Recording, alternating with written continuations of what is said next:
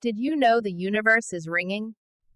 Everyone says space is a silent vacuum, but that's a massive myth.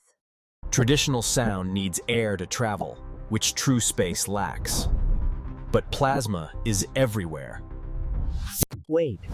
Scientists use instruments to measure these electromagnetic vibrations. We can then convert the data into audio. Jupiter, for example, screams. Its intense magnetic field generates roaring radio emissions we've recorded.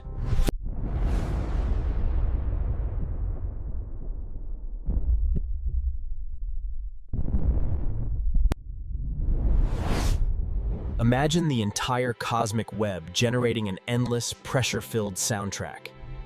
So next time someone says space is silent, tell them they just haven't amplified the cosmic vibration.